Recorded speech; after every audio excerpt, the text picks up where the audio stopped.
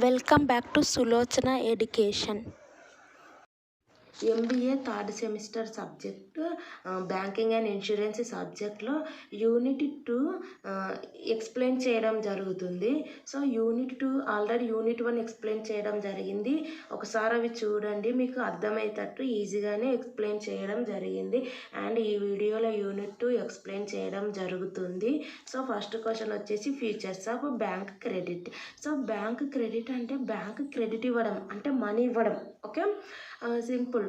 So కాబట్టి bank ఏమంటారు, money ఇచ్చేటప్పుడు చెక్ చేస్తుందా లేదా. సో ఈ పర్సన్ అనేది, ఈ పర్సన్కి నేను మనీ ఇస్తే ఈ పర్సన్ పే చేస్తారా, ఈ పర్సన్ దగ్గర ఎబిలిటీ ఉందా అనేది చెక్ చేస్తుంది కదా బ్యాంకు. సో అదే it means bank check if the person have the ability to borrow money. అంటే నా దగ్గర అప్పు తీసుకునే ఏమంటారు ఎబిలిటీ ఒక పర్సన్ దగ్గర ఉందా అని బ్యాంక్ చెక్ చేస్తుంది. If the person have the ability to borrow money from a bank by evaluating. ఎలా చెక్ చేస్తుంది? క్రెడిట్ స్కోర్, ఆ పర్సన్ యొక్క క్రెడిట్ స్కోర్, ఆ పర్సన్ యొక్క ఇన్కమ్ లెవెల్, ఆ పర్సన్ యొక్క అసెట్స్, లైబిలిటీస్ రకంగా రాసుకోండి.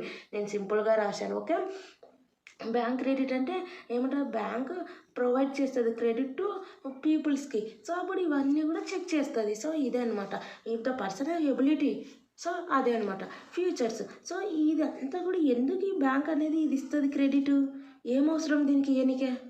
సో దీనికి ఇంట్రెస్ట్ వస్తుంది, ఫస్ట్ ఫీచర్. ఓకే, ఈ బ్యాంకు ప్రొవైడ్ చేస్తుంది మనీ.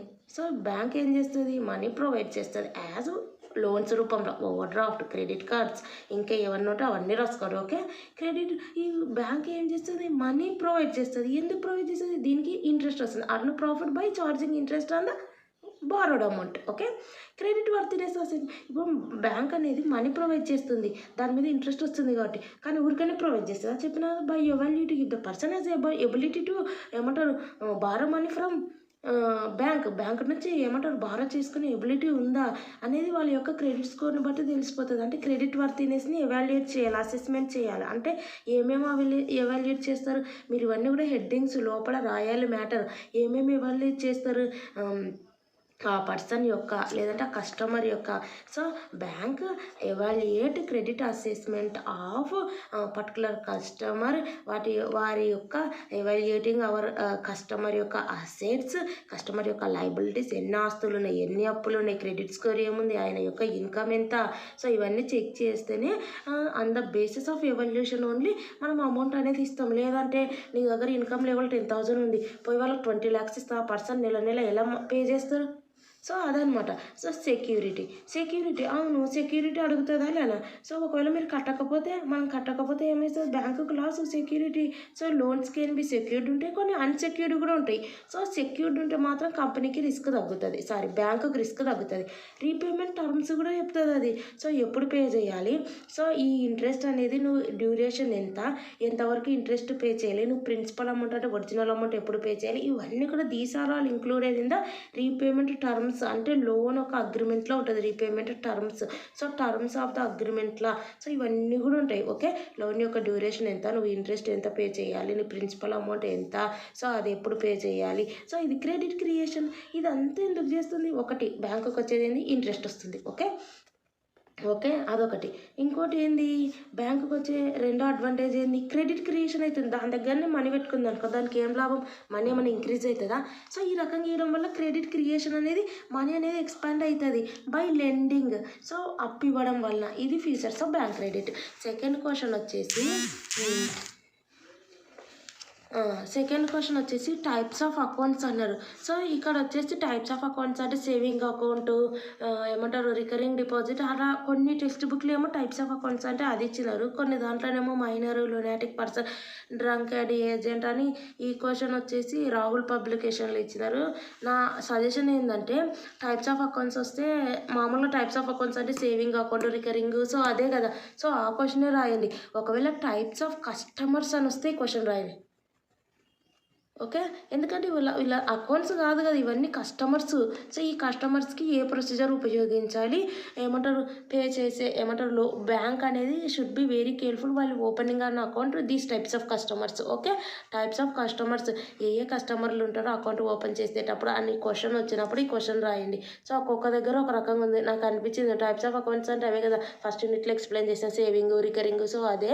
సో కస్టమర్స్ ఎవరు, ఈ కస్టమర్స్ అప్పుడు బ్యాంక్ అనేది should be very careful while opening these types of customers యొక్క accounts. So minor below 18 years ఉన్నప్పుడు చాలా. లునాటిక్ పర్సన్ అంటే మెంటల్లీ డిస్టర్బ్డ్ పర్సన్. డ్రంక్ అంటే person who take alcohol. Agents అంటే on behalf of another person మీద ఒక agent అనేది account open చేస్తారు, అప్పుడు చూసుకోవాలి. జాయింట్ అకౌంట్ అంటే తెలుసు కదా joint members. Joint stock company అంటే ఒక కంపెనీ అకౌంట్ ఓపెన్ చేసేటప్పుడు memorandum articles of association, company యొక్క సర్టిఫికేట్స్, పార్ట్నర్షిప్ యొక్క టర్మ్స్ అండ్ అగ్రిమెంట్స్ చూసుకోవాలి. హిందూ అన్డివైడెడ్ ఫ్యామిలీ అంటే ఫ్యామిలీ మెంబర్స్ మొత్తాన్ని ఎవాల్యుయేట్ చేయాలి, వాళ్ళ యొక్క ఇన్ఫర్మేషన్ కలెక్ట్ చేసుకోవాలి. కర్త male member of the family, head of the family. So అది. ట్రస్ట్ అంటే ట్రస్ట్కి సంబంధించిన అడ్రస్, సర్టిఫికేట్, దాని మీద ట్రస్ట్ నిజంగా ఉందా. సొసైటీ, క్లబ్స్ మీద. Blind person. So blind person చూడలేరు కాబట్టి ఆయనకి ఇన్ఫర్మేషన్ మొత్తం చెప్పాలి అకౌంట్ ఓపెన్ చేసేటప్పుడు. ఇల్లిటరేట్ పర్సన్స్ కూడా హెల్ప్ చేయాలి. అదే టైప్స్ ఆఫ్ కస్టమర్స్. బ్యాంక్ అనేది should be very careful while opening these types of customers accounts. Okay. ఇది. నెక్స్ట్ వచ్చేసి ఏంటంటే steps to be followed in the assessment of credit worthiness of the borrower. So నువ్వు bank credit అంటే నువ్వు అప్పు ఇవ్వాలనుకుంటున్నావు. So వాళ్ళ యొక్క క్రెడిట్ వర్తినెస్ నువ్వు చెక్ చేయాలి కదా, ఎవాల్యుయేట్ చేయాలి కదా. ఏ స్టెప్స్, ప్రాసెస్. సో ఇది క్వశ్చన్. ఇంకోటి వచ్చేసి దీన్ని ఏమంటారంటే క్రెడిట్ ప్రాసెస్ అన్న. ఓకే. లేదంటే క్రెడిట్ ప్రాసెస్ యొక్క ఎలిమెంట్స్ అన్న. ఓకే. వాటి యొక్క కాన్స్టిట్యూయన్స్ అన్న. కాన్స్టిట్యూయన్స్. ఓకే. ఈ రకంగా ఏది అడిగినా ఇదే రండి. ఆల్మోస్ట్ ఇదే క్వశ్చన్ ఉంది, నేను చాలా చెక్ చేసినాను. సో ఇదే ఉంది. సో కాబట్టి ఏంది ఇది, లెండర్ ఏం చేస్తారు అంటే ఒక బ్యాంక్ అనుకో స్ట్రక్చర్డ్ ప్రాసెస్ అనేది యూజ్ చేస్తారు to evaluate the ability of the borrower repaying loan or not. Okay. ఇది వచ్చేసి సో ఫస్ట్ వచ్చేసి స్టెప్స్, ప్రాసెస్, ఫ్యాక్టర్స్ ఏవి పాటిస్తారు క్రెడిట్ వర్తినెస్. ఒక ఏమంటారు బారోయర్ ఏమంటారు ఒక పర్సన్ని క్రెడిట్ వర్తినెస్ని ఎవాల్యుయేట్ చేయాలి అంటే నువ్వు అప్పిచ్చే ముందర, నువ్వు లోన్ ప్రొవైడ్ చేసే ముందర ఆ పర్సన్కి. So steps, process, factors. So ఏవి పాటిస్తావు అంటే ఫస్ట్ ఏం చేస్తావు, information gathering about that person financial statements, borrower employment ఏంది. సో చూసుకుంటావు కదా ఆయన ఎంప్లాయ్మెంట్ అనేది ఏమంటారు పర్మనెంట్ ఎంప్లాయ్మెంటా, టెంపరీ ఎంప్లాయ్మెంటా. సో దాన్ని బట్టి గవర్నమెంట్ ఎంప్లాయీస్కి ఇది అనేది గవర్నమెంట్ జాబ్స్ హోల్డర్స్కి వాళ్ళకి అనేది జాబ్ పోవడం, వాళ్ళ యొక్క ఏమంటే క్రెడిట్ కెపాసిటీ కూడా ఇంక్రీజ్ అవుతుంది.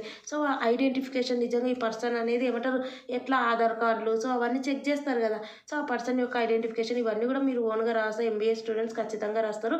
సో ఇవన్నీ కూడా ఇన్ఫర్మేషన్ అనేది ఇక్కడ రాయాలి. So lender gather information about borrower యొక్క సో క్రెడిట్ ఇవన్నీ. సో బారోయర్ది మొత్తం ఫైనాన్షియల్ స్టేట్మెంట్స్, ఎంప్లాయ్మెంట్ పొజిషన్ ఏంది, సో టెంపరీ ఎంప్లాయ్మెంటా, పర్మనెంట్ ఎంప్లాయ్మెంటా, సో ఎంప్లాయ్మెంట్ ఐడెంటిఫికేషన్ ఇవన్నీ చెక్ చేస్తారు. ఇవన్నీ చెక్ చేసి ఇస్తారా ప్రాక్టికల్ మీరైతే, ఇవన్నీ చెక్ చేసి ఇస్తారా. అమ్మో క్రెడిట్ హిస్టరీ చెక్ చేయాలి కదా, క్రెడిట్ స్కోర్ అసెస్మెంట్ చేయాలి కదా. ఎంత ఉన్నా సరే ఈయన పాత ఏమంటారు తీసుకున్నప్పుడు అప్పు పేమెంట్ చేస్తున్నారు అయినా చెక్ చేస్తావా లేనా. సో కాబట్టి లెండర్ ఏం చేస్తారు, చెక్ చేస్తారు బారోయర్కి క్రెడిట్ స్కోరు ఎలా ఉంది, క్రెడిట్ రిపోర్ట్స్ ఎలా ఉన్నారు. ఎందుకంటే పాస్ట్ పేమెంట్ బిహేవియర్ మనకు తెలుస్తుంది కాబట్టి.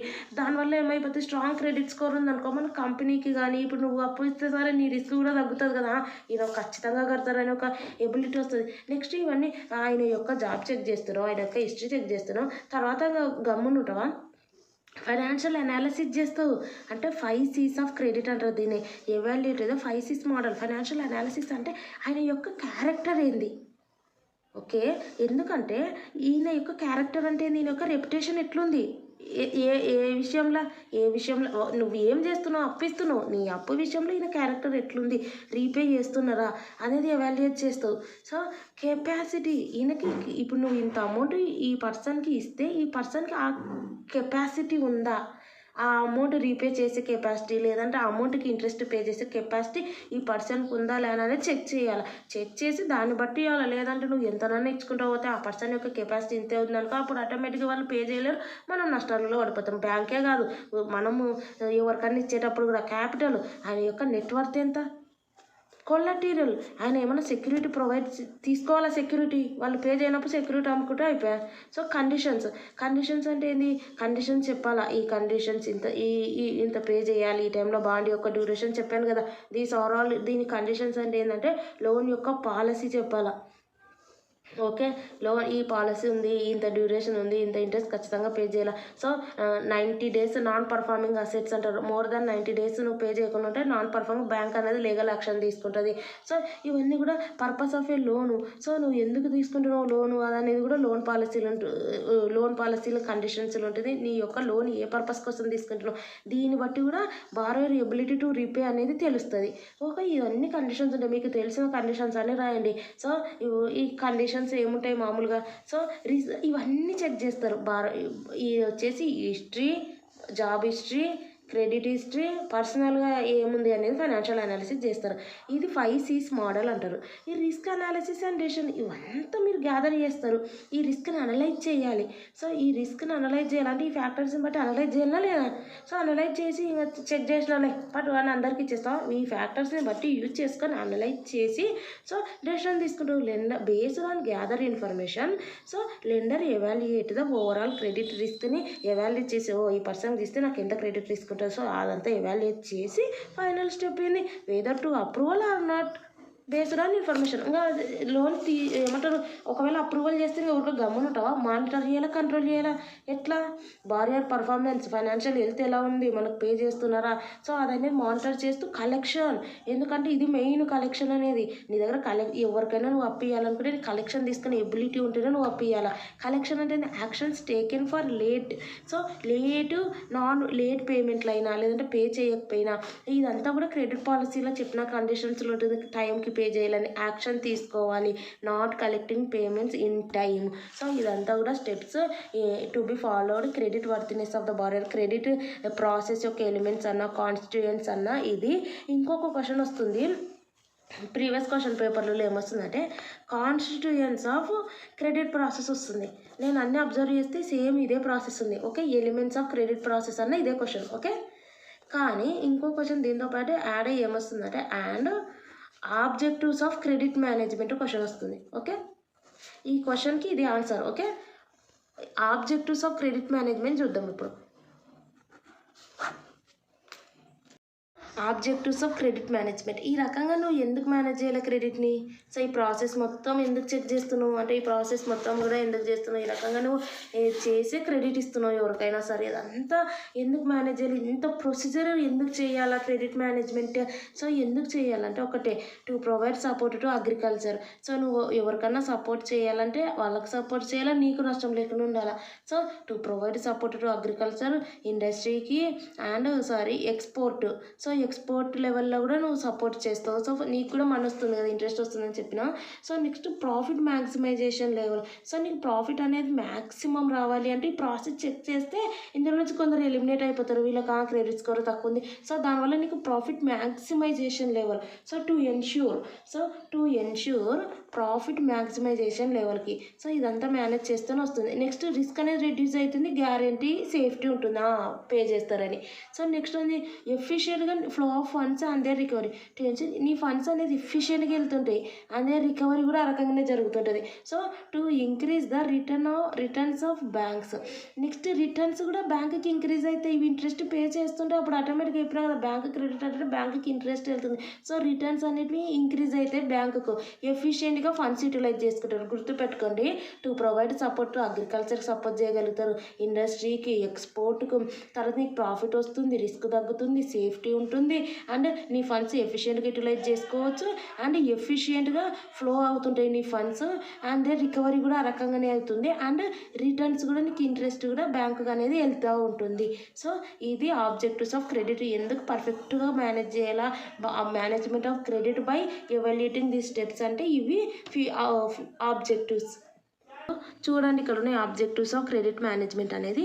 కానీ 10 ఉన్నాయి. నేను ఈజీగా అర్థమయ్యేటట్టు మీకు ఏవైతే అవసరమో ఏ రకంగా ఈజీగా గుర్తుపెట్టుకుంటారో అవి మీకు ఇక్కడ పెట్టడం జరిగింది. సో ఇంకో క్వశ్చన్ వచ్చేసి types of loans and their futures. So loan అంటే ఏంది? Amount which is borrowed by. So మనము అమౌంట్ అనేది ఫ్రమ్ బ్యాంక్స్ నుంచి తెచ్చుకుంటాం. సో ఫైనాన్షియల్ ఇన్స్టిట్యూషన్స్ నుంచి. అదే sum of money which is borrowed by individuals, companies from banks నుంచి and other financial institutions నుంచి మనం లోన్ తెచ్చుకుంటాం. So borrow some money from banks అనమాట మొత్తానికి లోన్ అంటే. సో టైప్స్ ఆఫ్ లోన్స్ ఏంది, సెక్యూర్డ్ లోన్స్ ఉన్నాయి, అన్సెక్యూర్డ్ లోన్స్ ఉన్నాయి. సెక్యూర్డ్ అంటే సెక్యూరిటీ, ఈ లోన్స్ ప్రొవైడ్ చేయాలంటే నువ్వు సెక్యూరిటీ ఏదో ఒకటి వాళ్ళకి బ్యాంక్స్కి ప్రొవైడ్ చేయాలి. అప్పుడే నీకు హోమ్ లోను, గోల్డ్ లోన్ వస్తుంది. నువ్వు గోల్డ్ అనేది సెక్యూరిటీ వాళ్ళకి ఇవ్వాలి. నీ హోమ్ అనేది నీ ఏమంటారు వాళ్ళకి సెక్యూరిటీగా పెట్టి ఇల్లు కన్స్ట్రక్షన్ చేసుకోవడానికి లేదంటే ఏదో ఒక అవసరానికి తెచ్చుకోవాలి హోమ్ లోన్స్ అంటే. సో అది వెహికల్ లోన్స్. సో వెహికల్ అనేది సెక్యూరిటీ ప్రొవైడ్ చేసి ఏదో ఒక సెక్యూరిటీ లోన్స్ అగనెస్ట్ ప్రాపర్టీ, నీ దగ్గర ఉన్న ప్రాపర్టీని ఏమంటారు పెట్టి లోన్స్ తెచ్చుకోవడం. లోన్స్ అగనెస్ట్ మ్యూచువల్ ఫండ్స్, షేర్స్ని వాళ్ళ దగ్గర పెట్టి లోన్స్ తెచ్చుకోవడం, ఇవన్నీ సెక్యూర్డ్. అన్సెక్యూర్డ్ లోన్స్ అంటే పర్సనల్ లోన్స్, ఎడ్యుకేషనల్ లోన్స్. వీటికి ఏం పర్సనల్ లోన్స్కి సెక్యూరిటీ ఉండదు. సో క్రెడిట్ కార్డ్ లోన్స్కి ఏమన్నా ఉంటుంది, నీ క్రెడిట్ స్కోర్ని బట్టి బేస్ అయి ఉంటుంది నీ education loans, business loans, agriculture loans. వీళ్ళు ఏమన్నారు question types of loans. So వీళ్ళు ఏమన్నా types of loans and their features అన్నారు. లోన్ అంటే borrow money from banks and other financial institutions. Types of loans secured loans ఉన్నాయి, unsecured loans ఉన్నాయి. చూడండి ఇక్కడ common types of secured loans ఉన్నాయి. ఇది వచ్చేసి సెక్యూర్డ్ లోన్స్ అంటే రాయండి. లోన్స్ ఏమంటారు బ్యాంక్స్ ఇస్తుంది బై ఏమంటారు ఏదో ఒక సెక్యూరిటీ అనేది బ్యాంక్స్ తీసుకొని ఇస్తుంది. సో నెక్స్ట్ వచ్చేసి ఇక్కడ చూడండి mortgages, home loans. Home loans అంటే మనము హోమ్ లోన్కి ఫైనాన్స్ తెచ్చుకోవచ్చు. అంటే యూజ్ టు ఫైనాన్స్ పర్చేస్ చేయడానికి హోమ్ కన్స్ట్రక్షన్, కానీ which serves as a collateral for the loan. ఏదో ఒకటి మనం అనేది సెక్యూరిటీ వాళ్ళకి పెట్టాలి. సో నీ ఇంటిని పెడతావా, ఉదాహరణకు నువ్వు ఇల్లు కన్స్ట్రక్షన్ చేయాలనుకున్నా కూడా నీ ఇంటిని కూడా ఏమంటారు పెట్టుకోవచ్చు. అదే పర్చేజ్ చేయాలంటే హోమ్కి ఏదన్నా దానికి తగినది నువ్వు సెక్యూరిటీ ప్రొవైడ్ చేయాలి. సో ఆటో లోన్స్ అంటే ఏంది, use to purchase A vehicle. So auto loans అంటే ఆటోని పర్చేజ్ చేయడానికి ఏదో ఒకటి నువ్వు సెక్యూరిటీ ప్రొవైడ్ చేయాలి. ఇక్కడ వచ్చేసి లోన్స్ అగెనిస్ట్ ప్రాపర్టీ అంటే ఏంటి అర్థము.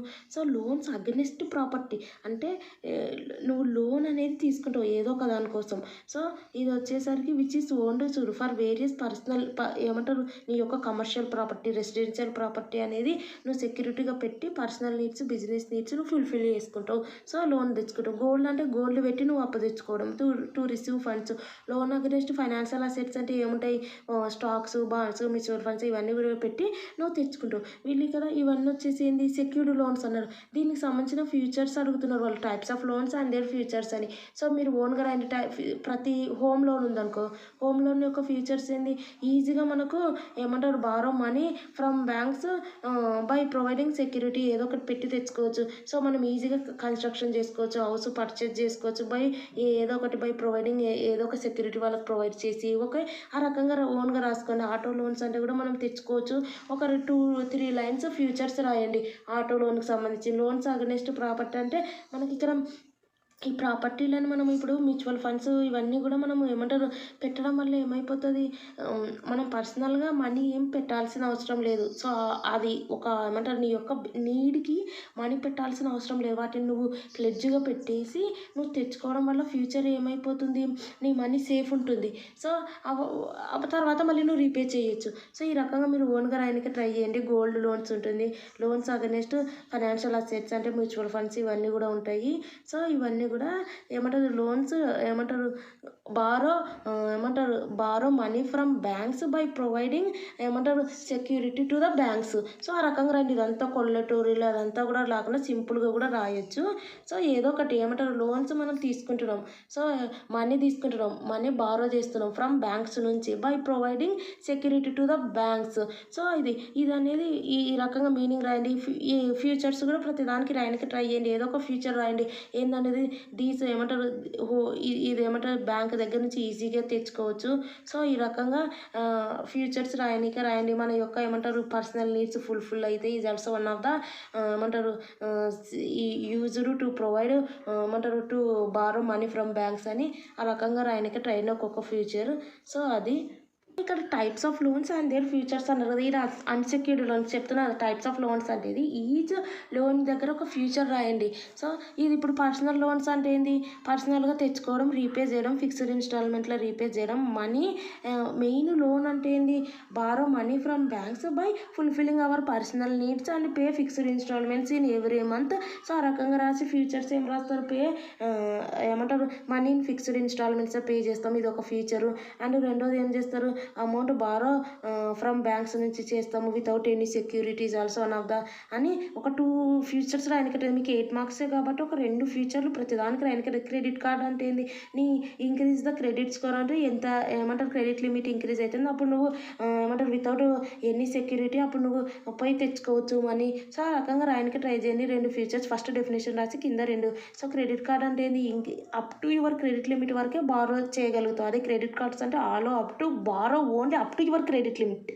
సో మళ్ళీ you can pay interest on the outstanding balance. కానీ ఇది అనేది ఇంట్రెస్ట్ రేట్స్ ఎక్కువ ఉంటాయి దాని పర్సనల్ లోన్స్ కన్నా. అదొకటి. స్టూడెంట్ లోన్స్ అంటే కూడా ఎందుకు తెచ్చుకుంటారు students, tuition, living expenses. So ఇవి అన్సెక్యూర్డ్ రీపేమెంట్ టర్మ్స్ ఉంటాయి దీంట్లో. సో ఇవన్నీ కూడా ఉంటాయి. నెక్స్ట్ వచ్చేసి అన్సెక్యూర్డ్ బిజినెస్ లోన్స్. ఇంకా బిజినెస్ లోన్స్ అంటే ఏమంటారు, బిజినెస్ యొక్క ఫైనాన్షియల్ స్టేట్మెంట్స్, బిజినెస్ యొక్క క్రెడిట్ హిస్టరీ ఇవన్నీ కూడా ఎవరు చెక్ చేస్తారు, బ్యాంక్ చెక్ చేసి బ్యాంక్ లోన్ ప్రొవైడ్ చేస్తుంది. సో ఇక్కడ కూడా అదే క్రెడిట్ కార్డ్ అంటే నీ యొక్క క్రెడిట్ స్కోర్ని బట్టి. పర్సనల్ లోన్ వచ్చేసి నీ యొక్క ఏమంటారు మెడికల్ నీ యొక్క పర్సనల్గా అంటే నీ యొక్క ఇన్కమ్ లెవెల్ని బట్టి ఇస్తారు మొత్తానికి పర్సనల్ అంటే. సో స్టూడెంట్ అంటే స్టూడెంట్స్ తెచ్చుకునే లోన్స్ ఇవి unsecured. So futures and other futures. So ఇది నెక్స్ట్ అగ్రికల్చర్ లోన్స్ అంటే ఏంది, కిసాన్ క్రెడిట్ కార్డ్ స్కీమ్ మీద without providing any security to the banks. ఆ రకంగా రాయండి మీరు. కొల్లెటూరీలు ప్లెడ్జ్ మీకు అంత ఇంగ్లీష్ లాంగ్వేజ్ అంటే ఆ రకంగా రాసుకోవచ్చు. నాకు ఏం అవేర్నెస్ లేదంటే without providing any security to the banks we have to borrow money from the banks. ఇవన్నీ కూడా ఆ రకంగా రాయండి. అప్ టు సర్టెన్ లిమిట్స్ ఉంటుంది. ఎంత అంతా సెక్యూరిటీ ప్రొవైడ్ చేయకపోవడం వల్ల ఏమైపోతుంది, certain limit Kisan credit card scheme మీద తెచ్చుకోవచ్చు. సో కొలాటరల్ ఫీ అంటే నో సెక్యూరిటీ అని అనమాట. సర్టెన్ లిమిట్స్ ఉంటాయి. స్మాల్ అండ్ మార్జినల్ ఫార్మర్స్ అంటే ఎంత అంటే అంత ఇయ్యరు, కొంచెం లిమిట్లో ఉంటుంది. ఉదాహరణకు 50,000. సో అది ఇవన్నీ కూడా అన్సెక్యూర్డ్ లోన్స్. సో ఫ్యూచర్స్ కూడా ఈచ్ దానికి రాయండి. సో అది మీరు ఫ్యూచర్స్ రాసేటప్పుడు ఇక్కడ ప్రతిదానికి సేమ్ ఏం రాస్తారు, ఇది కూడా వన్ ఆఫ్ ద ఏమంటారు borrow money from the banks అని రాసి without any security. So security రాసేటప్పుడు అక్కడ ఏం చేస్తారు, హై అమౌంట్ తీసుకోవచ్చు. So high amount borrow large amount borrow from banks because providing security to the banks. ఇక్కడ వచ్చేసి certain limit at least fulfil our financial needs provide చేస్తుంది. సో ఈ రకంగా ఫ్యూచర్స్ ఒక 2-3 ఓన్గా ఆలోచించరు రాయగలుగుతారు మీరు. టైప్స్ ఆఫ్ అన్సెక్యూర్డ్ లోన్స్ ఇవి. సో ఇక్కడ ఇంకో క్వశ్చన్ ఏంది, causes implications of NPA. NPA అంటే non performing assets. So non performing assets అంటే అర్థమైంది, మనం ఏం తెచ్చుకుంటాం, లోన్స్ తెచ్చుకుంటాం ఫ్రమ్ బ్యాంక్స్ నుంచి, but unable to pay loan amount to the banks more than 90 days. Okay, more than చూడండి అదే. సో నాన్ పర్ఫార్మింగ్ అసెట్స్ అంటే లోన్స్ తెచ్చుకుంటాం కానీ unable to stop paying principal amount అంటే ఒరిజినల్ అమౌంట్ ఇంట్రెస్ట్ కూడా. So over 90 days అవి non performing assets అంటారు. మీకు ఈ అర్థమైతే ఈ డెఫినేషన్ అంటే అర్థం కాకపోతే మీరు సొంతం కూడా రాయొచ్చు. ఏమంటారు, people borrow money from banks but unable to pay principal amount pay చేయరు, అట్లీస్ట్ ఇంట్రెస్ట్ కూడా more than 90 days, that assets consider as non performing assets. Okay, next causes of NPA. అసలు ఈ ఎన్పిఏ అంటే ఎందుకు ఇట్లా పేమెంట్ చేయకుండా ఉంటున్నారు, దీని యొక్క రీజన్స్ ఏంది, కాజెస్ అన్నా రీజన్స్ అన్నా ప్రాబ్లమ్స్ అన్నా ఒకటే. సో ఎక్స్టర్నల్గా ఈ కాసెస్ ఏముంటాయి పే చేయకుండా ఉండడానికే, ఇంటర్నల్గా ఏమైనా కాసెస్ ఉంటాయి పే చేయకుండా ఉండడానికే. సో ఎక్స్టర్నల్ కాసెస్ అంటే ఎకనామిక్ స్లో డౌన్, మనం అప్పు తెచ్చుకుంటాం కానీ దానికి సంబంధించిన డిమాండ్ ఉండదు, ఎకనామీ స్లో అయిపోతుంది, మన జీడిపి తగ్గిపోతుంది, దానివల్ల ప్రైజెస్ రైజ్ అయిపోతాయి, దానివల్ల డిమాండ్ అనేది రెడ్యూస్ అయిపోతుంది, దానివల్ల ప్రాఫిట్స్ తక్కువ వస్తాయి మన బిజినెస్కి. సో ఆటోమేటిక్గా బిజినెస్ ఇన్సాల్వెన్స్ అయిపోతుంది. సో ఎకనామిక్ స్లో డౌన్ వల్ల ఎన్ని ఫ్యాక్టర్స్, దానివల్ల మనం అప్పులు కట్టలేము. So sector specific issues. Sector అంటే ఇప్పుడు ఇన్ఫ్రాస్ట్రక్చర్. సెక్టార్ అంటే particular sector, infrastructure, real estate, manufacturing slowdown అయింది అనుకో ఆ సెక్టర్స్. సో అప్పుడు వాళ్ళు ఏమంటారు, ఇన్ఫ్రాస్ట్రక్చర్ అంటే ఏం కొంత అమౌంట్ ఉండదు, రియల్ ఎస్టేట్ అంటే లార్జ్ బ్యాంక్ నుంచి తెచ్చుకుంటే లార్జ్ అమౌంట్.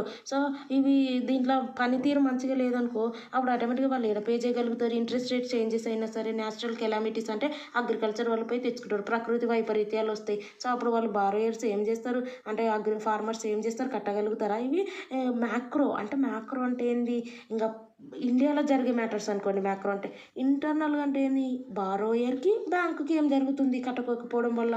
ఫస్ట్ బ్యాంక్ ఏం చేస్తుంది, పూర్ క్రెడిట్ అప్రైజల్ చెప్పినా కదా, అవన్నీ క్రెడిట్ అసెస్మెంట్ ఏమంటారు, క్రెడిట్ వర్తినెస్ని ఏమంటారు ఎవాల్యుయేట్ చేయాలి, స్టెప్స్ ఇంతసేపు మాట్లాడుకున్నాం కదా, అవన్నీ కూడా చెక్ చేయాలి కదా. చెక్ చేయకుండా నువ్వు వీకర్ బారోయర్ని సెలెక్షన్ చేసుకున్నావు అనుకో, అంటే వాళ్ళ దగ్గర పేమెంట్ చేసే కెపాసిటీ లేని వాళ్ళని సెలెక్ట్ చేసుకున్నావు, నీ తప్పే కదా, బ్యాంకుదే కదా. సో కాబట్టి ఖచ్చితంగా అది ఇవన్నీ ఓన్గా మీరు రాయండి. అగ్రెసివ్ లెండింగ్ అంటే అగ్రెసివ్ అంటే కోపము. అగ్రెసివ్ అంటే ఏంది, బ్యాంక్ ఏం చేస్తుంది, ఎక్కువ మోర్ అమౌంట్ అనేది లోన్ ఏమంటారు, మోర్ అమౌంట్ గివెన్ టు పీపుల్స్కి ఇస్తుంది. కనీసం వాళ్ళు ఇది పే చేయగలుగుతారా అనేది కూడా వాళ్ళు ఆలోచించకుండా ఇస్తే ఏమైపోతుంది, బ్యాంకుకి తప్పించుకుంటారు వాళ్ళు కట్టకుండా. సో నెక్స్ట్ వచ్చేసి మిస్యూజ్ ఆఫ్ ఫండ్స్ అంటే అర్థమైంది, బారోయర్ తెచ్చుకుంటారు కానీ ఫండ్స్ని మిస్యూజ్ చేస్తారు. అంటే నేను ఈ యొక్క లోన్ కోసం ఈ యొక్క హోమ్ కట్టుకోనికా, లేదంటే ఈ రకంగా తెచ్చుకుంటారు కానీ దాన్ని అనేది వేరే రకంగా యూజ్ చేసుకుంటారు. So misuse of funds, project delays. ఒక ప్రాజెక్ట్ ప్రాజెక్ట్ అనేది కన్స్ట్రక్షన్ చేయనిక, ఒక ప్రాజెక్ట్ అనేది చేయనిక తెచ్చుకుంటారు కానీ ప్రాజెక్ట్ అనేది డీలే పడిపోతే వాళ్ళకి రావాల్సిన పేమెంట్స్ రావు, అప్పుడు ఆటోమేటిక్గా రీపేమెంట్ అనేది ఉండదు. వీక్ మేనేజ్మెంట్, బ్యాంకులో వీక్ మేనేజ్మెంట్ ఉందనుకో, స్ట్రాంగ్ ఉండాలా. ఇన్ఎఫిషియెంట్ రికవరీ, నువ్వు అప్పిస్తున్నావు అంటే నువ్వు స్ట్రాంగ్గా వీక్గా ఉన్నావు అనుకో, ఎవరు నీకు ఇస్తారు, నీకు ఎవరు భయపడతారు, కాబట్టి అంతే కదా. సో కాబట్టి ఈ ఇన్ఎఫిషియెంట్ బ్యాంకింగ్ సిస్టమ్ ఉందనుకో, సో అది విల్ఫుల్ డిఫాల్ట్ అంటే బారోయర్ ఏం చేస్తారు, ఇంటెన్షనల్గా విల్ఫుల్గా డిఫాల్ట్ చేస్తారు, నేను కట్టనని.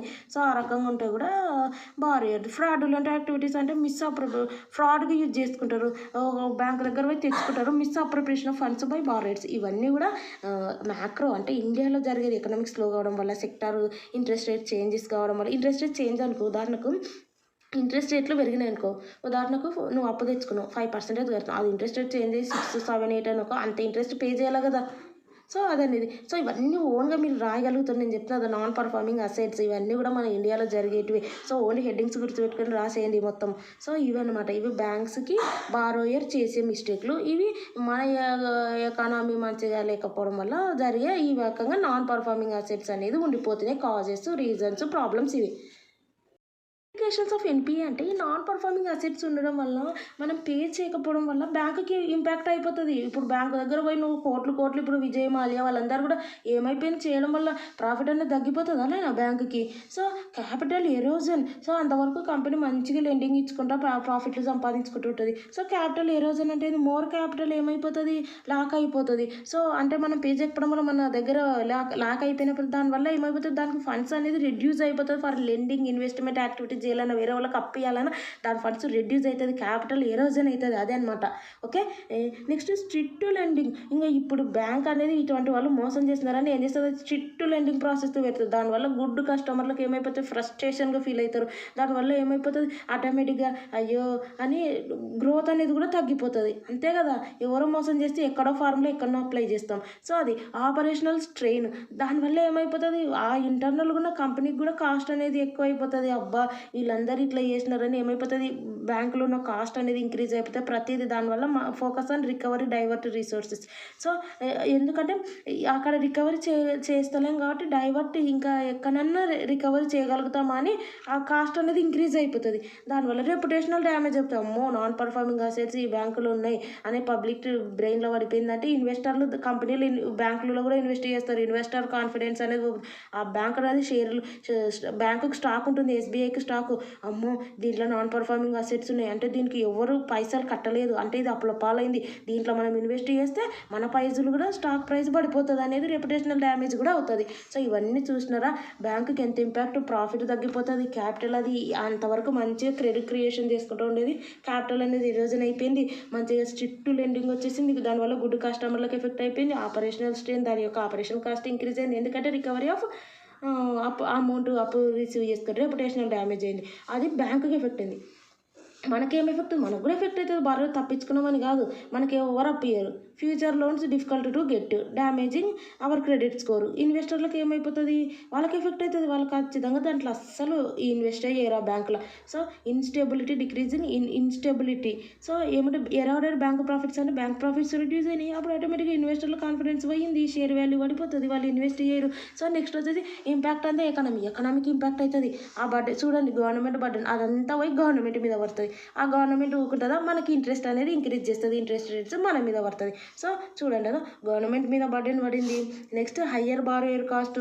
సో మనకి ఇంట్రెస్ట్ రేట్స్ అనేది ఏముంది, ఇంట్రెస్ట్ రేట్ తగ్గుతాయా, మన మీదే పెడతారు. గవర్నమెంట్ మీద బర్డెన్ పడిందంటే ఆ ఇంట్రెస్ట్ రేట్లు ఇంక్రీజ్ చేస్తారు. అప్పుడు మనకు హయ్యర్ బారోయింగ్ కాస్ట్ అవుతుంది, అన్ఎంప్లాయ్మెంట్ ఇంక్రీజ్ అవుతుంది దానివల్ల. సో ఎకనామిక్ గ్రోత్ స్లో అయిపోతుంది కదా. అప్పులు ఎక్కువైనాయి అనుకో ఎకనామీ మంచిగా ఉంటుంది. జీడిపి ఇన్కమ్ లెవెల్ ఎక్కువ ఉంటేనే జీడిపి మంచిగా ఉంటుంది. అప్పులు ఎక్కువైపోయినాయి, ఇన్కమ్ స్లో, ఎకనామిక్ గ్రోత్ తక్కువైంది, అన్ఎంప్లాయ్మెంట్ ఇంక్రీజ్ అయింది, అప్పులు ఎక్కువైపోయినాయి. ఇంకేం కొత్త పథకాలు ప్రవేశపెడుతుంది. అక్కడ ఉండేటివే అప్పులు ఎట్లా వసూలు చేసుకోవాలనే దాని మీద ఉంటుంది. క్రెడిట్ క్రంచింగ్ అంటే చెప్పినా కదా, క్రెడిట్ అనేది ఏమైపోతుంది, అప్పటి వరకు మంచిగా ఇచ్చినది దాకా క్రెడిట్ క్రియేషన్ చేసుకుంటూ ఉండేది, క్రెడిట్ కెపాసిటీ అనేది లెస్ అయిపోతుంది. ఇవన్నీ కూడా ఎకనామీ మీద పడుతుంది. సో ప్రాక్టికల్గా ఆలోచించండి. బ్యాంకుకి ఎన్పిఐ అయితే ఏమవుతుంది, బ్యాంక్ ప్రాఫిట్ ఇంక్రీజ్ అవుతుందా? సో బ్యాంక్ ఏం చేస్తుంది, ఊరుకుంటుందా, అమ్మో వీళ్ళు మోసం చేస్తున్నారని రూల్స్ స్ట్రిక్ట్ చేసేస్తుంది, ఆపరేషనల్ కాస్ట్ ఇంక్రీజ్ చేస్తుంది, దాన్ని డ్యామేజ్ కాదాలేనా. సో కొన్ని ఉన్నాక పంజాబ్ నేషనల్ బ్యాంక్ ఏమైపోయింది, దాని షేర్ ప్రైస్ ఒకప్పుడు ఎట్లుండేది. సో అట్లా అనమాట, రెప్యుటేషనల్ డ్యామేజ్ అవుతుంది. క్యాపిటల్ అనేది అప్పుడున్న నో క్యాపిటల్ క్రియేషను. సో ఈ బారోయర్కి మనకు కూడా ఎఫెక్ట్ పడుతుంది, ఇన్వెస్టర్లకు ఎఫెక్ట్ పడుతుంది, కంపెనీ ఎకనామిక్ కూడా ఎఫెక్ట్ పడుతుంది. గవర్నమెంట్ మీద బర్డెన్ పడితే గవర్నమెంట్ పోయి హయ్యర్ బారోయింగ్ కాస్ట్ చేసేస్తుంది, మన మీద ఇస్తుంది, అన్ఎంప్లాయ్మెంట్ ఇంక్రీజ్ అవుతుంది, ఎకనామిక్ గ్రోత్ అనేది స్లో అయిపోతుంది. క్రెడిట్ క్రంచ్ అంటే అప్పుడు లెస్ లెండింగ్ కెపాసిటీ బ్యాంక్స్కి ఉంటుంది. ఇక్కడ చూడండి, initial recovery and remedial procedures అని ఉంది. అంటే ఇప్పుడు నాన్ పర్ఫార్మింగ్ అసెట్స్ అట్లనే ఉన్నాయని, అవన్నీ కూడా కాజెస్, ఎవరి మీద ఇంపాక్ట్ పడుతుంది అనేది చెప్పినాం కదా. సో ఇక్కడ వచ్చేసి కాసెస్ అంటే దేనివల్ల నాన్ పర్ఫార్మింగ్ అసెట్స్ అనేది నాన్ పర్ఫార్మింగ్గా ఎందుకు ఉంటున్నాయి, కారణాలు ఏంది, కాజెస్, ఇంపాక్ట్ ఎవరి మీద పడుతుంది ఆ రకంగా నాన్ పర్ఫార్మింగ్ అసెట్స్ ఉండడం వల్ల. ఇక్కడ వచ్చేసి రికవరీ చేసుకోవాలి కదా, నాన్ పర్ఫార్మింగ్ అసెట్స్ ఉన్నాయిలే మేమే భరిస్తాం, ఎకనామిక్ గ్రోత్ పడిపోతుంది అట్లా ఉంటారా, ఉండొద్దు, ఖచ్చితంగా వసూలు చేసుకోవాలి. రెమిడియల్ ప్రొసీజర్స్ అన్న, రికవరీ అన్న, ఎన్పిఏ రికవరీ అన్న. సో ఒక్కటే క్వశ్చన్. సో ఫస్ట్ ఏం చేస్తారంటే, ఫస్ట్ పోయి లీగల్ నోటీస్ ఏం వాళ్ళకి పంపారు, మీరు కడతారా లేదని, ఫస్ట్ నార్మల్గా పోయి మాట్లాడతారు ఎవరైనా సరే, అంతే కదా. సో ఇక్కడ కూడా బ్యాంకు కూడా నార్మల్గా పోయి మాట్లాడుతుంది చూడండి కదా. So more than 90 days over dues ఉందనుకో, ఫస్ట్ ఏం చేస్తుంది అంటే పోయి కమ్యూనికేషన్ చేస్తుంది వయా SMS, ఈమెయిల్. సో ఆ రకంగా ఫోన్ కాల్స్, ఆ రకంగా ఫీల్డ్ విజిట్, ఒక ఫీల్డ్ ఆఫీసర్ పోయి విజిట్ చేస్తారు. సో నెక్స్ట్ ఏంది, నోటీస్ పంపిస్తారు. నెక్స్ట్ విజిట్ చేసినప్పుడు కొంచెమన్నా పే చేస్తాం, ఏదో ఒక రెస్పాన్స్ రావాలా, లేదంటే ఫీల్డ్ ఆఫీసర్ ఏం చేస్తారు, నోటీస్ పంపిస్తారు. సో నెగోటియేషన్, సెటిల్మెంట్, అప్పుడు వాళ్ళు సెటిల్మెంట్కి వస్తారు. సో ఏమైతే బ్యాంక్ అనేది సెటిల్మెంట్ తీసుకురానికే నోటీస్ పంపిస్తే ఇంకా బ్యాంక్ అనేది చెప్తుంది. సో ఈ అంతా లెంతీ ఇప్పుడు నెక్స్ట్ లీగల్ ప్రొసీజర్ ఉంది నెక్స్ట్. సో ఇదంతా అవసరమా, అదంతా అవాయిడ్ చేయండి, లీగల్ మనం ఒక సెటిల్మెంట్ చేసుకుందామని బ్యాంక్ అంటుంది. సో అప్పుడు బ్యాంక్ అన్నాక నెక్స్ట్ ఏం చేస్తుంది, ఇవన్నీ ఓన్గా మీరు రాయండి. లోన్ రీస్ట్రక్చర్ చేస్తుంది. మీరు ఇంత పే చేయలేకపోతున్నారు కదా, నేను దీన్ని లోన్ రీస్ట్రక్చర్ చేసి బ్యాంక్ చెప్తుంది, నేను మీ యొక్క రీపేమెంట్ చేసే డ్యూరేషన్ 5 years అన్నా కదా, ఓకే 6-7 years అని దాన్ని ఎక్స్టెండ్ చేస్తా.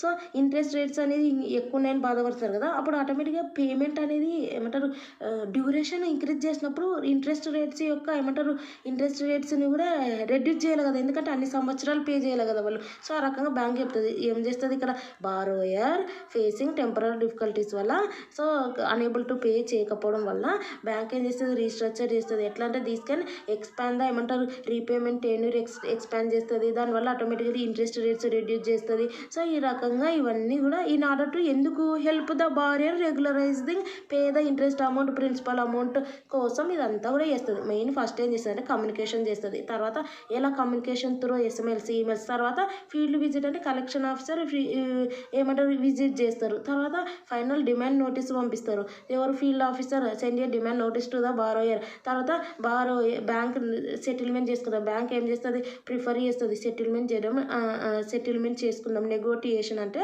ఏమంటారు, సెటిల్మెంట్కి రావడం అనమాట. నెగోటియేషన్ అంటే సొల్యూషన్, నెగోటియేషన్ అంటే. సో నెగోటియేషన్ సెటిల్మెంట్ వచ్చేసి బ్యాంక్ అనేది ఏం చేస్తుంది, సెటిల్మెంట్ చేసుకుందాం. It to avoid these all ఏమంటారు లీగల్ ఫార్మాలిటీస్ అని చెప్పి ఏం చేస్తుంది అంటే, నువ్వు ఫేస్ టెంపరీ డిఫికల్టీస్ నువ్వు ఫేస్ చేస్తున్నావు కాబట్టి బ్యాంక్స్ మే ఆఫర్ చేస్తుంది రీస్ట్రక్చర్ చేయడానికి లోను. నేను ఈ రకంగా ఎక్స్టెండ్ చేస్తున్న రీపేమెంట్ టెన్యూర్ని అండ్ ఇంట్రెస్ట్ రేట్స్ రెడ్యూస్ చేసిన. ఇదంతా కూడా help the borrower to regularise the amount to pay the interest rate and along with principal amount.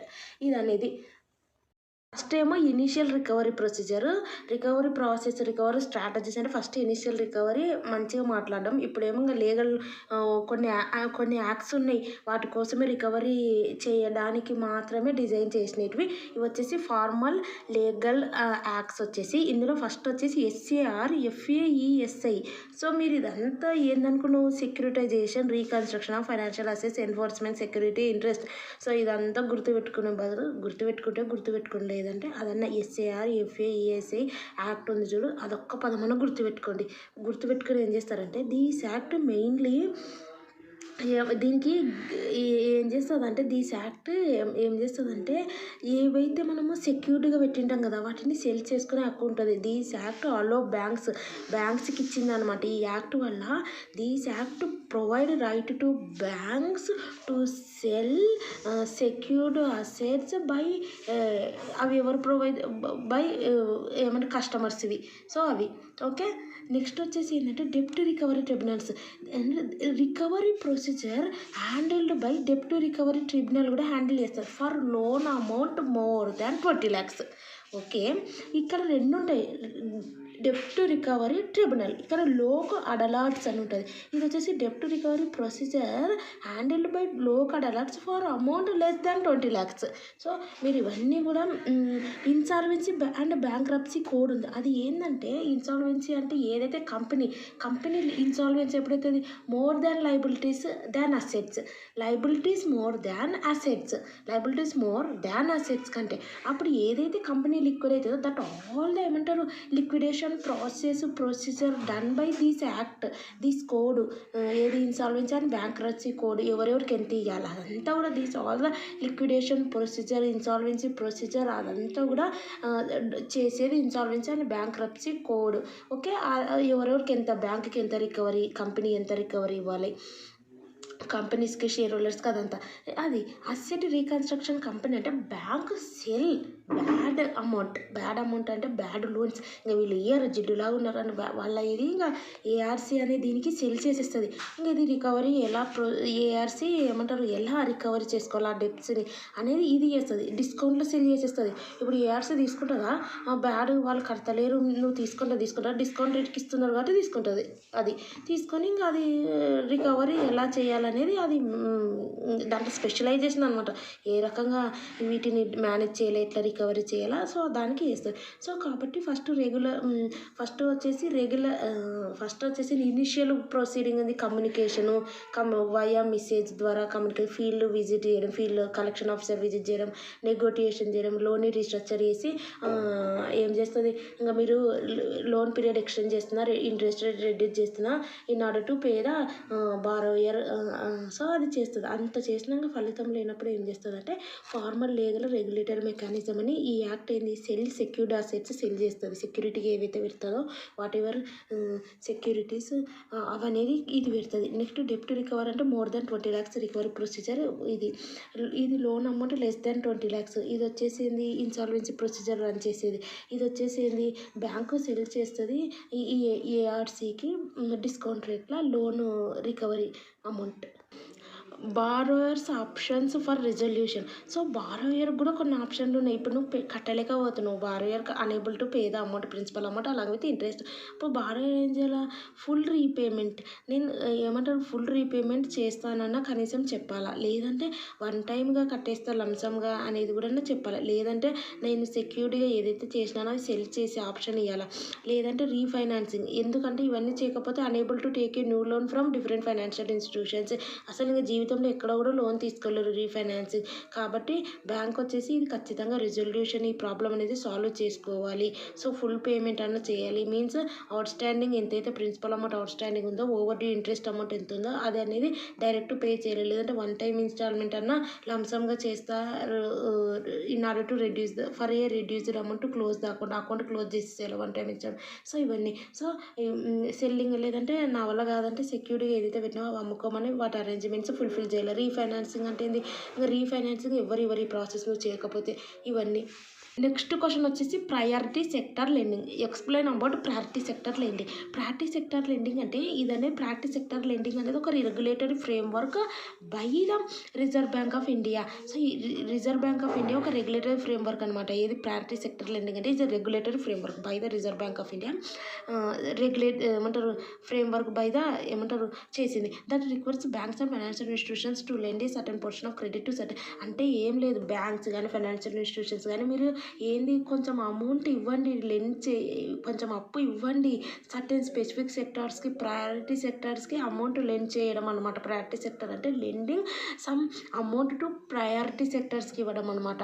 ఆ ప్రయారిటీ సెక్టార్స్ ఏంటివంటే అగ్రికల్చర్కి ఇవ్వడం. Bank has identified 8 main categories priority sector లెండింగ్లో 8 పెట్టేసింది.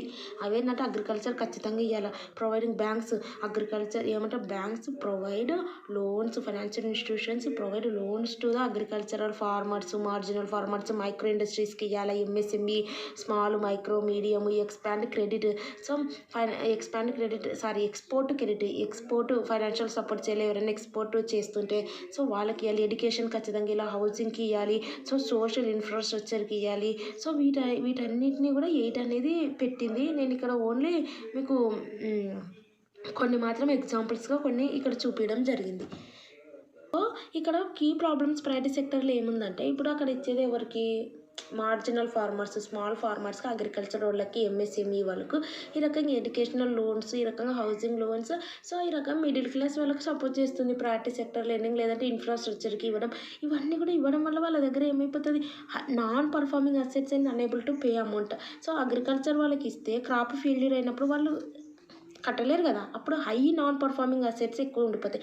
అదనేది ప్రయారిటీ సెక్టర్కి ఒక ప్రాబ్లం, ఒక డిసడ్వాంటేజ్. గుర్తుపెట్టుకొని ప్రాక్టికల్గా ఆలోచించండి. వీళ్ళకి ఇస్తాం నాన్ పర్ఫార్మింగ్ అసెట్స్ ఇంక్రీజ్ అవుతాయి కదా. సో క్రాప్ ఫెయిల్, పంట లాస్ వచ్చిందనుకో, ప్రాఫిట్స్ పోయినాయి అనుకో, వాళ్ళు ఎటు నుంచి తెచ్చిస్తారు? సో అది నెక్స్ట్ ప్రాఫిటబుల్. దానివల్ల ఏమైపోతుంది? కంపెనీకి struggle to less profit priority sectors నుంచి. నెక్స్ట్ ఏంది? క్యాపిటల్ ఇన్ఫ్రాస్ట్రక్చర్ గ్యాప్స్ అంట. అంటే ఏంది? క్యాపిటల్ ఇన్ఫ్రాస్ట్రక్చర్ గ్యాప్స్ అంటే ఏంది? వీటికి ప్రయారిటీ సెక్టర్కి ఇవ్వడానికి ఏంది? క్రెడిట్ రేటింగ్ ఏం చూసుకోరు. సో కాబట్టి క్రెడిట్ ఇన్ఫ్రాస్ట్రక్చర్ గ్యాప్స్ వస్తాయి. సో కాబట్టి ఇక్కడ వచ్చేసి lakh of credit rating for small borrowers దగ్గర ఏదో క్రెడిట్ రేటింగ్ ఉంటుంది. సో అది నెక్స్ట్ వచ్చి ఆపరేషనల్ కాస్ట్ వీళ్ళకి ఇంక్రీజ్ అయిపోతుంది. ఎందుకంటే ఇదే కాస్ట్ పెడుతుంది, దీనికి ప్రాఫిట్ వచ్చేది ఏముండదు. అదృష్టం వస్తే రావచ్చు, లేకపోతే వాళ్ళు కట్టొచ్చు, లేకపోతే హై నాన్ పర్ఫార్మింగ్ అసెట్స్ ఉండిపోవచ్చు, ప్రాఫిట్ రెడ్యూస్ అవుతుంది. Lack of credit rating for small borrowers దగ్గర ఏడుంటుంది. Unclear land records for farmers and access to credit. So next వచ్చేసి ఏంది? ఆపరేషనల్ కాస్ట్ ఆటోమేటిక్గా దేని మీద పడుతుంది? ప్రయారిటీ సెక్టర్ లెండింగ్ లోన్స్ మీద పడుతుంది. సో ఆ managing priority sector lending loans ఏ బ్యాంక్ అయితే మేనేజ్ చేస్తుంటుందో వాళ్ళ మీద అడ్మినిస్ట్రేటివ్ కాస్ట్, పేపర్ వర్క్ అన్నీ వీళ్ళ మీదే పడుతుంది. సో జియోగ్రఫికల్ డిస్పారిటీస్ వస్తాయి. ఎందుకంటే ఆ పర్టికులర్ సెక్టార్కి ఎందుకు ఇస్తున్నారు? జియోగ్రఫీ మాకు ఎందుకు ఇయ్యరు? ఆ సెక్టార్ని పట్టించుకుంటున్నారు మిగిలిన సెక్టార్. సో జియోగ్రఫికల్ డిస్పారిటీస్ కూడా వస్తాయి కదా. సో నెక్స్ట్ రెగ్యులేటరీ కాంప్లెక్సిటీ, ఫ్రీక్వెన్సీగా ఒక గైడ్లైన్స్ చేంజ్ చేస్తూ ఇది చేస్తుంటే అది కూడా ప్రయారిటీ సెక్టర్ లెండింగ్ మీద వన్ ఆఫ్ ద డిసడ్వాంటేజ్గా పడిపోతుంది. Next miss allocation and target focus. నువ్వు పర్టికులర్ రంగం కోసం ఇస్తుంటావు ప్రయారిటీ సెక్టర్, ఆ రంగం కోసం నువ్వైతే గ్రాంట్ చేస్తూ, కానీ అది అనేది వాళ్ళకు రీచ్ అవుతుందా? స్మాల్ ఫార్మర్స్కి రీచ్ కాకపోతే టార్గెట్ అనేది మిస్ అలొకేషన్ అయినా ఉంటాయి కదా. ఇది కూడా one of the problem of private. ఎందుకంటే మధ్యలో చాలా మంది ఉంటారు, నిజంగా స్మాల్ ఫార్మర్స్ దగ్గరికి అది వెళ్తుందా డైరెక్ట్లీ అనేది కూడా ఒక one of the problem of priority sector. ఇవి ప్రాబ్లమ్స్ ప్రయారిటీస్ ఏదో ప్రాక్టికల్గా ఆలోచించండి. ఇలా నాన్ పర్ఫార్మింగ్ అసెట్స్ ఇంక్రీజ్ అవుతాయి, ఫార్మర్స్ దగ్గర నుంచి ప్రాఫిట్స్ ఏమంటారు కట్టలేకపోవచ్చు, దానివల్ల ప్రాఫిట్ తగ్గిపోతుంది, ఆపరేషనల్ కాస్ట్ బ్యాంక్స్కి ఎక్కువ అయిపోతుంది, క్రెడిట్ ఇన్ఫ్రాస్ట్రక్చర్ గ్యాప్స్ వస్తాయి, జియోగ్రఫికల్ డిస్పారిటీస్ ఆ సెక్టర్స్కి ఎందుకు మాకెందుకు, రెగ్యులేటర్ పాలసీ చేంజ్ చేసినాం. నెక్స్ట్ వచ్చేసి మిస్ అలొకేషన్ టార్గెట్. మీరు ఎంత ఇచ్చినా ఫైనల్గా ఆ యొక్క పీపుల్స్కి రీచ్ అవుతుందా? ఫార్మర్స్కి మధ్యలో ఎవరన్నా డైరెక్ట్ ఇవ్వలేరు కదా. సో ఇంత అని ప్రైవేట్ సెక్టర్ కోసమని అలొకేట్ చేస్తుంది గవర్నమెంట్. రీచ్ అవుతుందా? సో అది కూడా మిస్ అలొకేషన్, టార్గెట్ ఫోకస్ అనేది key problems in private sector lending. So నేను ఇక్కడ ఎక్స్ప్లెయిన్ చేసేటప్పుడు ఒకటి మీరు బాగా గుర్తుపెట్టుకుని వీడియో స్కిప్ చేయకుండా చూడండి. అదే ఇంకొక విషయం ఏంటంటే మీరు నోట్స్ పెట్టుకోండి, పెన్ పెట్టుకొని నేను ఎక్స్ప్లెయిన్ చేసేటప్పుడు అవన్నీ కూడా మీరు నోట్స్లో రాసుకోండి. సింగిల్ లైన్ మీనింగ్ రాసుకుంటే మీరు లోపల ఎంతైనా ఎలాబరేట్ చేయొచ్చు ఈచ్ హెడ్డింగ్కి. అదొకటి చేయండి. లేదు నేను నోట్స్ పెన్ను అవసరం లేదంటే ఏం చేస్తారంటే ఒకసారి మీరు నా వీడియో మొత్తం వినండి. విన్నాక రెండోసారి ఏం చేస్తారంటే అది సౌండ్ ఉంటుంది కదా, సౌండ్ అనేది చిన్నగా పెట్టేసి ఒక్కొక్క క్వశ్చన్ ఇక్కడ కనిపిస్తుంటుంది కదా, నేర్చుకుని కీ ప్రాబ్లమ్స్ ఇన్ ప్రైవేట్ సెక్టర్లో ఎందుకంటే హై ఎన్పిఓ ప్రాఫిటబిలిటీ ఆ రకంగా గుర్తు పెట్టుకుంటూ ఆ రకంగా కూడా మీరు చేయొచ్చు. ఇది అనేది నేను చెప్పడం జరుగుతుంది. సో ఇది మీకు ఎంబీఏ కాబట్టి క్వశ్చన్లు ఏవొస్తే ఒక్కోసారి చాలా డిఫికల్టీ వస్తుంది కాబట్టి ఇవన్నీ, కానీ మీరు ప్రాక్టికల్గా ఆలోచిస్తే అన్నీ ఈజీనే. ఇప్పుడు ఉదాహరణకి ఏంది, రికవరీ ప్రొసీజర్ కూడా ఫస్ట్ ఏం చేస్తారు, కమ్యూనికేషను, ఫీల్డ్ విజిట్, సెటిల్మెంట్ చేసుకోవడం, రీస్ట్రక్చర్ చేయడం. సో ఆ రకంగా ఏమంటారు ఒక బ్లైండ్గా గుర్తుపెట్టుకొని లోపల మీకు మ్యాటరు మీకు రాసే టాలెంట్ ఖచ్చితంగా ఉంటుంది ఎంబీఏ స్టూడెంట్స్. నెక్స్ట్ వచ్చేసి models of loan pricing. Loan pricing models అంటే లోన్ ఇస్తున్నాము, సో ప్రైజ్ ఎలా చేస్తున్నాం అంటే ఈ లోన్లకు ప్రైస్ అనేది ఉంటుంది కదా, ఇంట్రెస్ట్ అనేది పే చేయాలి. సో ఈ లోన్లకు అమౌంట్ అనేది ఉంటుంది కదా. సో అది అనేది ఎలా ఉంటుంది అంటే ఫిక్స్డ్ రేట్ లోన్స్ ఉంటుంది, ఫ్లోటింగ్ రేట్ లోన్స్ ఉంటుంది, cost benefit loan pricing, models of loan pricing question. Okay ఇది. సో ఫిక్స్డ్ రేట్ అంటే ఏం లేదు, ఇక్కడ నేను డిఫరెన్సెస్ చూపిస్తూ చూడండి. మీకు వన్ సైడ్ ఇవన్నీ డిఫరెన్సెస్ ఇస్తే ఇట్లా రాయండి, కానీ హెడ్డింగ్స్ వస్తే ఫిక్స్డ్ రేట్ ఒక side, floating rate, cost plus benefit model. కానీ మీకు ఇవి చూపించడం వల్ల ఒక్కొక్క దాంట్లో మ్యాటర్ ఎట్లా రాయాలా, ఫిక్స్డ్ రేట్లా హెడ్డింగ్ లోపల ఏం రాయాలనేది తెలుస్తుంది. ఫిక్స్డ్ రేట్ అంటే the name it self mentioned constant interest rate will be constant through the duration of the loan. ఇది ఇంట్రెస్ట్ రేట్ అనేది depending on market conditions and bench mark రేట్లను బట్టి ఉంటుంది, మార్కెట్ కండిషన్ బట్టి ఉంటుంది, రెపో రేట్లను బట్టి, bench mark, inter bank transfer rate అనేది మైబార్ ఉంటుంది. అవన్నీ మీకు అవసరం లేదు, కానీ నార్మల్గా చెప్తున్నా. ఫ్లోటింగ్ అంటే ఒకవేళ నీకు అది కూడా గుర్తుపెట్టుకుని interest rates not constant in floating interest rate loan అని కూడా రాయొచ్చు. సో ఇక్కడ వచ్చేసి ఏంది, ఫిక్స్డ్ ఉంటుంది కాబట్టి ఫస్ట్ హయ్యర్ ఉంటుంది initial rate. Okay, floating rate కన్నా ఇక్కడ లోయర్తో స్టార్ట్ అవుతుంది, తర్వాత హయ్యర్ అయిపోతుంది. ఓకే, ఇది వచ్చేసి ఈఎంఐ అమౌంట్ వచ్చేసి ఇది ఫిక్స్డ్ ఉంటుంది. ఇక్కడ can increase decrease depending on market condition, bench mark rates, repo rates. ఇది వచ్చేసి మార్కెట్ ఇంపాక్ట్ ఏమైనా చూపిస్తుందా, ఫిక్స్డ్ ఉంటుంది. మార్కెట్ ఎంత పడిపోయినా ఎంత లాస్ అయినా ఎంతైనా నీ ఫిక్స్డ్ నువ్వు కట్టాల్సి. ఇక్కడ మాత్రం ఇన్ఫ్లుయెన్స్డ్ బై మార్కెట్ కండిషన్స్, ఎందుకంటే depending on market and bench mark రేట్లను బట్టి interest rate should be decided on the basis of. కాబట్టి ఇది చాలా ఈజీగా ఉన్నాయి, మీరు గుర్తుపెట్టుకోవాలి, స్టెప్స్ గుర్తుపెట్టుకోవాలి. మెయిన్ ఇక్కడ పెనాల్టీస్ ఉంటాయి, మీ ఇంక్లూడ్ పెనాల్టీస్, ఎందుకంటే ఫిక్స్డ్గా ఇంత పే చేయాలి, పే చేయకపోతే పెనాల్టీస్ ఉంటాయి, ప్రీపేమెంట్. ఇక్కడ వచ్చేసి నో ఆర్ మినిమం పెనాల్టీస్ ఏముండవు, ఉంటే కూడా నో ఏమంటారు మినిమం బెస్ట్ సూట్. ఇది ఎవరికి సూట్ అవుతుందంటే రిస్క్ అవర్స్ అంటే రిస్క్ ఎలిమినేట్ చేయాలనుకున్న బారోయర్స్. దీస్ యూస్ఫుల్ ఫర్ ఎవరైతే హూ అవాయిడ్ రిస్క్, వీళ్ళైతే హూ బేర్ రిస్క్. ఎందుకంటే మార్కెట్ కండిషన్స్ బట్టి బేస్ అవుతుంది. అమ్మో ఇంట్రెస్ట్ రేట్స్ పెరిగినాయంటే కట్టడానికి చాలా కష్టం. సో అదే రకంగా ఆలోచించండి. ఇది సో చాలా ఈజీ, మీరు గుర్తుపెట్టుకోండి. ఒకటి పాయింట్ చెప్తాను, కాన్స్టెంట్ నాట్ కాన్స్టెంట్. ఇక్కడ కాన్స్టెంట్ కాబట్టి హయ్యర్ ఉంటుంది ఇంట్రెస్ట్ రేట్, ఇక్కడ లో ఉంటుంది ఇనిషియల్ రేట్ల, ఇనిషియల్స్ టైంలో. ఇది వచ్చేసి ఏంది, ఈఎంఐ ఫిక్స్డ్ ఉంటుంది, ఇది వచ్చేసి డిపెండింగ్ ఆన్ మార్కెట్. సో ఈ మార్కెట్ ఇంపాక్ట్ ఉంటుంది, మార్కెటే ఒక్కటే గుర్తుపెట్టుకోండి, మార్కెట్ ఫిక్స్డ్, మార్కెట్ మీద బేస్ అయి ఉంటుంది. Market impact no, yes. Prepayment penalties ఇక్కడ నో, లేకపోతే మినిమం. ఇక్కడ ఎవరైతే హూ అవాయిడ్ రిస్క్, వీళ్ళైతే హూ టేక్ రిస్క్ బారోయర్స్, ఆ రకంగా ఓన్గా రాయండి. ఓకే, ఇది వచ్చేసి ఏంది ఫిక్స్డ్ ఫ్లోటింగ్కి రాయమన్నాను. నెక్స్ట్ ఏంది cost benefit pricing, cost benefit loan pricing model. Cost benefit అంటే ఏం లేదు, ఒకసారి మీరు ఇక్కడ చూడండి, కాస్ట్ ప్లస్ మోడల్ అంటారు. కాస్ట్ బెనిఫిట్ లోన్ ప్రైజింగ్ అంటే ఏం చేస్తారంటే లోన్ ప్రైజ్ చేస్తారు, ఫిక్స్డ్ రేటుతో అన్న, ఫ్లోటింగ్ రేటుతో ఇంట్రెస్ట్ అన్న. ఇక్కడ వచ్చేసి ఎట్లా రైజ్ చేస్తారు, బ్యాంకులో ఏవైతే నువ్వు లోన్ తీసుకోవడానికి కాస్ట్ ఇంకర్ అవుతుందో ఆల్ ఏమంటారు ఇంక్లూడ్ చేస్తారు నీ యొక్క లోన్ అమౌంట్లో. చూడండి, కావాలంటే సింపుల్గా చెప్తా.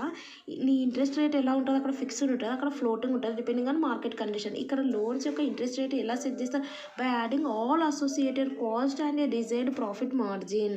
సో ఏం చేస్తారంటే ఇక్కడ ఆల్ కాస్ట్ యాడ్ చేస్తారు. ఇంట్రెస్ట్ రేట్ ఎలా సెట్ చేస్తారు అంటే అక్కడ ఫిక్స్డ్, ఇక్కడ ఫ్లోటింగ్, ఇక్కడ వచ్చేసి interest rate set by adding all cost whatever ఏమంటారు expenses bared by banks in order to grant loan to peoples. అది కాస్ట్ బెనిఫిట్. ఉదాహరణకి నేను ఒక ఫార్ములా చూపిస్తా, మీకు అర్థమవుతుంది. ఇక్కడ ఉంది చూడండి, ఇంట్రెస్ట్ రేట్ అంటే ఏంది, cost of funds plus operating cost. ఇవన్నీ కూడా నీ ఫండ్కి కాస్ట్ ఎంత అయింది, ఆపరేటింగ్ కాస్ట్. సో నీకు లోను ఆపరేట్ చేయడానికి ఉన్న కాస్ట్ అదంతా మనం ఇదేస్తారు. అదే ఇది model, cost benefit loan pricing model. So ఇది interest set by adding all the cost whatever cost incurred by banks to in order to grant loans to the peoples. అది cost benefit loan price. ఇది floating depending on market, ఇది fixed. ఇది వచ్చేసి models of loan pricing. ఒక్కోసారి ఇంకో question నేను చెప్తాను, ఇది లాస్ట్ క్వశ్చన్. క్వశ్చన్ అంటే క్వశ్చన్ కాదు, ఒక్కోసారి గ్రాస్ ఎన్పిఏ నెట్ ఎన్పిఏ అని వస్తుంది. గ్రాస్ ఎన్పిఏ నెట్ ఎన్పిఏ అంటే గ్రాస్ ఎన్పిఏ అంటే ఫార్ములా కదా, గ్రాస్ ఎన్పిఏ నెట్ ఎన్పిఏ అంటే కూడా ratio. Gross NPA ratio, net NPA ratio. First gross NPA, net NPA అంటే నెట్ ఎన్పిఏ, కింద వచ్చేసి గ్రాస్ అడ్వాన్సెస్. ఇక్కడ గ్రాస్ అడ్వాన్సెస్ మైనస్ ప్రావిజన్స్. సో మళ్ళీ నేను ఇది ఒక్కటి గుర్తుపెట్టుకొని ఎలా రాయాలంటే మీకు పేపర్ టఫ్ వచ్చినప్పుడు నేను చెప్తా చూడండి. గ్రాస్ ఎన్పిఏ అంటే ఎన్పిఏ డెఫినేషన్ రాస్తాను. ఎన్పిఏకి సంబంధించినవి ఉన్నాయి కదా కాసెస్, అవి కొన్ని రాయండి. రాసి గ్రాస్ ఎన్పిఏ అని గ్రాస్ ఎన్పిఏది ఏం రాస్తానంటే, గ్రాస్ ఎన్పిఏ ఎలా వస్తుంది, ఇది డివైడ్ చేస్తే. కాబట్టి gross NPA divided by gross advances is called gross NPA ratio. NPA means non performing assets. So these ratio mainly used to compare the gross NPA and gross advances. వీటిని comparison చేస్తాను. ఆ రకంగా రాయండి. Net NPA అంటే net NPA divide by gross advances minus provisions. So ఇది to get gross ratio. మళ్ళీ is used to compare the net NPA and gross advances minus provisions amount comparison చేయడానికి net NPA use చేస్తారని ఈ రకంగా ఈ రెండు అనేది గుర్తుపెట్టుకోండి. సో ఇక్కడికి సెకండ్ యూనిట్ అనేది అంతే. సో మీకు వీడియో యూస్ఫుల్ అనిపిస్తే సబ్స్క్రైబ్ చేయండి, లైక్ చేయండి, మీ ఫ్రెండ్స్కి షేర్ చేయండి. And thanks for watching.